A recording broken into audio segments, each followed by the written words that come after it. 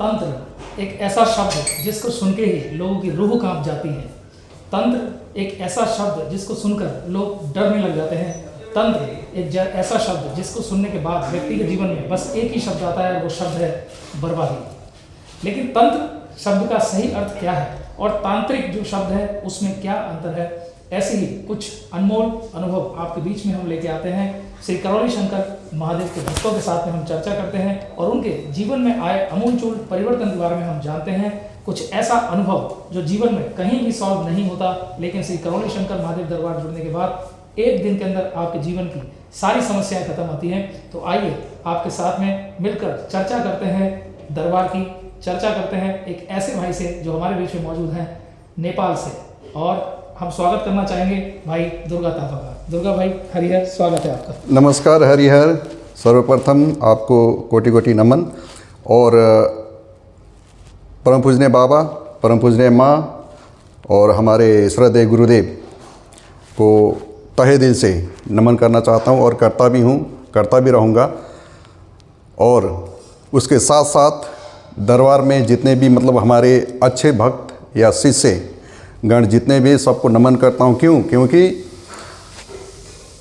गुरु के अंदर ही वो शिष्य, वो भक्त मौजूद है और गुरु के अंदर ही हमारे पूजनीय माता भी विराजमान है। और हमारे दादाजी कहते हैं, हम दादाजी कहते हैं उनको, श्री राधा रमन मिश्र जी, वो यहाँ के मुख्य जो हमारा दरबार चलता है। और हमारे परम पूजनीय गुरु जी के भी गुरु जी हैं।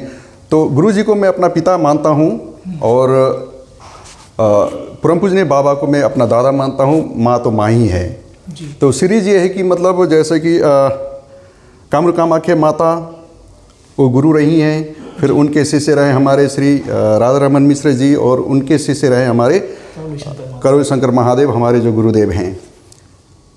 तो इसके साथ साथ ये चर्चा करते हुए मैं ये आगा या ये जानकारी देना चाहता हूँ कि और जो जितने भी गुरुजन रहे हैं, जिस संप्रदाय से मैं जुड़ के आया हूँ, सब गुरुजन को मैं नमन करता हूँ, जो अच्छे जो सिद्ध पुरुष हैं।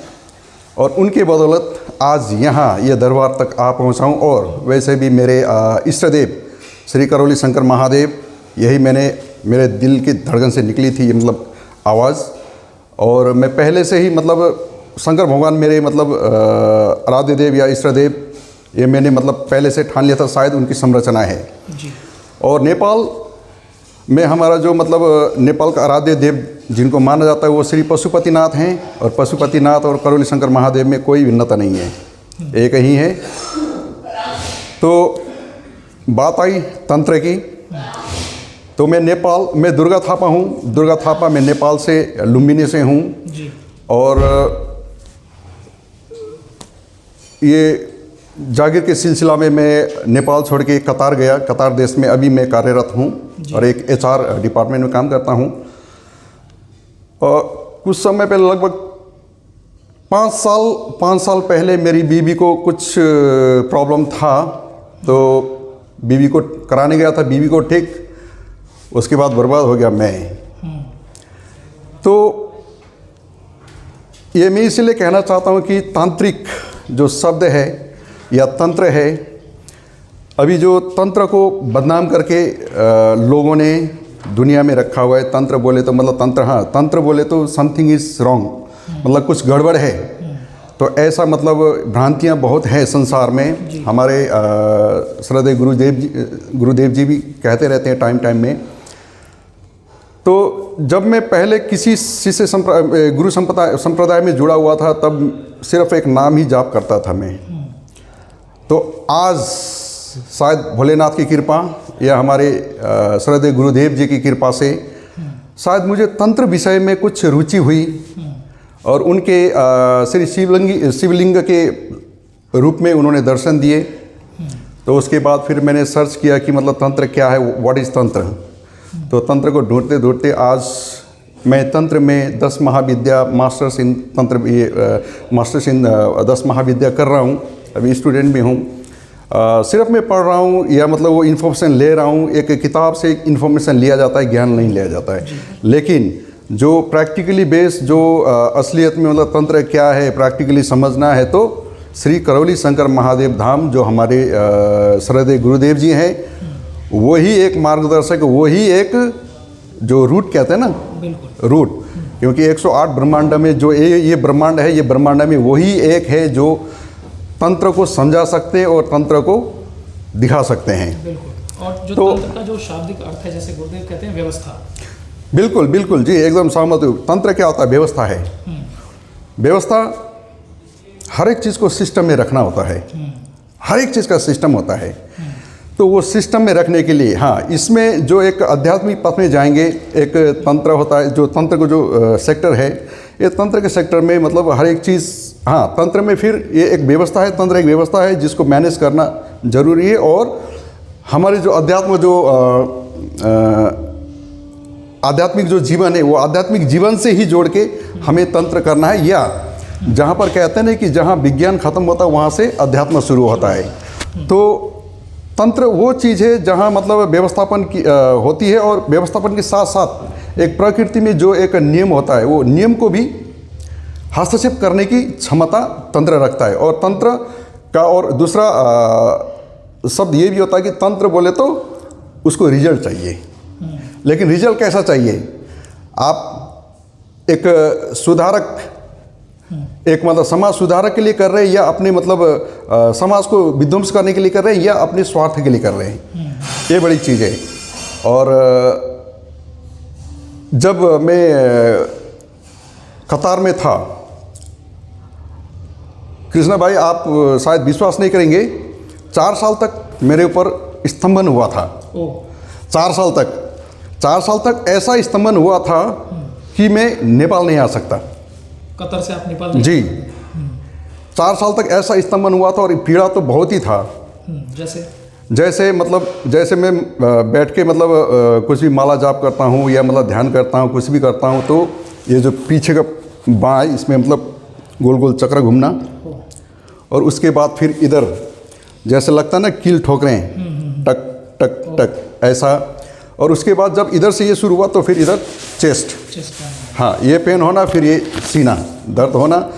और उस दौरान ऐसा मतलब स्वप्न में मुझे हुआ कि मतलब एक जो शमशान घाट बोलते हैं ना, इंसान का नहीं, मतलब मुर्गों का शमशान घाट, वो दृश्य भी देखा मैंने। अच्छा। और जिसने किया है, और जिसने किया वो आदमी अभी भी जिंदा है।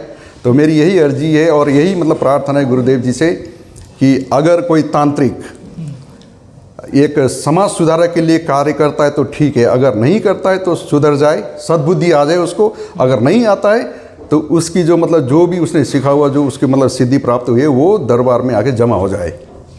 बिल्कुल। और ये हो भी रहा है, क्योंकि जो करौली शंकर महादेव के दरबार के जितने भी यहाँ शिष्य हैं, भक्त हैं, जिन्होंने पूर्ण प्रक्रिया करी है या दीक्षित भी हैं, तो उनके ऊपर अगर कोई तांत्रिक प्रक्रिया करना चाहता भी है, उसको नुकसान पहुँचाना चाहता है, आप तांत्रिक प्रक्रिया में छोड़िए, अगर आप किसी भक्त के बारे में कुछ बहुत ज़्यादा बुरा सोचते भी हैं तो उसका परिणाम भी उनको तुरंत ही मिलता है, उसमें बिल्कुल भी वक्त नहीं लगता है। बिल्कुल जी। तो दुर्गा भाई, हम जानना चाहेंगे, जैसे जीवन में जैसे आपने बताया जो शरीर में आपको पीड़ाएं होती थी, कष्ट होते थे, कुछ बीमारियां भी स्वाभाविक सी बात है शरीर के अंदर रही होंगी, तो अब दरबार से जुड़ने के बाद आपके जीवन में क्या परिवर्तन आया? ये जानना बहुत ज़रूरी है, क्योंकि हमारे नेपाल में भी जो नेपाल के जो बंधु लोग हैं वो भी आते हैं, और मतलब जो भी सनातन चिकित्सा को विश्वास करके आता है, जो श्री करौली शंकर महादेव धाम में होता है, तो 100% ठीक होता है। तो हाँ, दूसरा बात ये होता है कि यहाँ पर जब तक माँ बाबा नहीं चाहेंगे तब तक कोई नहीं आ सकता। क्योंकि पिछले बार 2022 में मैं नेपाल आया। हाँ, मैं एक बात जो पिछला बात छूटा उसको भी जोड़ना चाहता हूँ। 4 साल जो स्तंभन हुआ मेरे जीवन में, 2022 कुछ जून या जुलाई में वीडियो में गुरुदेव का पहले देखता था, लेकिन मुझे लगता था कि मतलब मेरे इष्ट देव तो करौली शंकर महादेव है, या मतलब हमारे ये श्री भोलेनाथ हैं। देरी मेरे तरफ से थी। तो जैसे ही मैंने एक दिन एकदम एकांत में बैठ के एक मतलब वो सोच बनाया, चिंतन किया, तो उसके बाद फिर मैंने यही प्रार्थना की, हे प्रभु भोलेनाथ, आप मेरे इष्टदेव हो, मैं बहुत पीड़ा में हूँ। तो वही दिन स्वप्न में आए गुरुदेव, वही दिन सपन में आए, 3 बंधन खिंचवाई। उसके बाद प्रक्रिया की उन्होंने, और ऐसे घटना अनगिनत घटनाएं, कितने बार सपने में आए वो मेरे और मुझे बचाए। और मेरे से बहुत, मैंने उनसे, एक होता ना बच्चे जैसा, मतलब बच्चा एक अपने पिताजी के साथ जो मतलब खेलता है, उछलता है, कूदता है, ऐसा तो मैंने बहुत किए, उनको मालूम है। तो उसके कारण जब हम यहाँ पर, फिर वो चलता ला, फिर वो 2022 में मैं इधर आया। इधर आने के बाद फिर मैं सोचा कि मुझे जाना चाहिए करौली शंकर महादेव में, लेकिन नहीं आ पाया, फिर वापस हो गया। संकल्प करता रहा, वीडियो देखता रहा। उसके बाद अब आके मैंने कहा, प्रार्थना की, बाबा पूजने माता, पूजने पिताजी, मैं समस्या में हूँ, मेरे पास पैसे भी नहीं, कुछ भी नहीं, रहता विदेश में, काम भी विदेश में करता हूँ, लेकिन मेरे पास कुछ भी नहीं है। तो जैसे मैंने अर्जी की, फिर उसके बाद कुछ पॉजिटिव रिस्पॉन्स आए। फिर उसके बाद सब व्यवस्था बाबा माँ ने मिलाए, गुरुदेव ने मिलाए। फिर मैं यहाँ आ गया। फिर यहाँ आने के बाद 1 डे हवन किया। 1 डे हवन करने के बाद फिर महाहवन का जिक्र हुआ। हाँ, पहले की मतलब जब टीन एज था तब तक मैं मीट मच्छी खाना, मतलब जो भी, मतलब जो ये अपने कहते हैं ना, ये कहते रजस तमस जो खाने होते हैं वो सब खाएं। हाँ, तो उसके बाद फिर मतलब जब कुछ अवेयरनेस आया, फिर मैंने खाना छोड़ दिया। तो अभी मतलब जब चिकित्सा हुई थी, जो गुरुदेव जी से मिलना हुआ था, तो उन्होंने कहा था कि बेटे, बलि प्रथा से जुड़ा रहा है तुम्हारा परिवार, तो उनसे दूर रहना। तो अभी भी जाके मैं अपने घर में जाके माता पिता को उनको समझा के, बलि प्रथा में नहीं जाना, जहाँ बलि होता वहाँ पर भी नहीं जाना है। एक बात हम जरूर जानना चाहेंगे, जैसे कि भारत में रहते हुए हम लोग कई बार सुनते हैं कि नेपाल की जो स्थापना हुई वो तंत्र उसका जो है वो एक माध्यम था, तो इसके बारे में आप क्या कहना चाहेंगे? जी, तंत्र में विशेष करके जो आगम तंत्र कहते हैं, आगम तंत्र में एक 2 धाराएं होती है। एक होती है मतलब अपना वामाचारी, और एक होता है दक्षिणाचारी। दक्षिणाचारी होता है जहाँ पर सात्विक जो प्रक्रिया हमारे दरबार में हो रहा है, उसको कहते हैं दक्षिणाचारी जी। जहाँ हवन एक शास्त्रोक्त, जहाँ पर हवन किया जाता है, होता तंत्र का ही काम है। फिर तंत्र को रिजल्ट चाहिए, तंत्र को रिजल्ट चाहिए, तो वो हमारा यहाँ पर दक्षिणाचारी पद्धति से हमारा यहाँ होता है, शास्त्रोक्त। और जो वामाचारी होता है, वामाचारी में होता है कि इसमें मांस भी चढ़ता है, मच्छी भी चढ़ता है, और ये मैथुन भी होता है इसमें पंचमकार कहते हैं। तो पंचमकार को यूज़ किया जाता है। और नेपाल देश एक तंत्र से बना हुआ देश,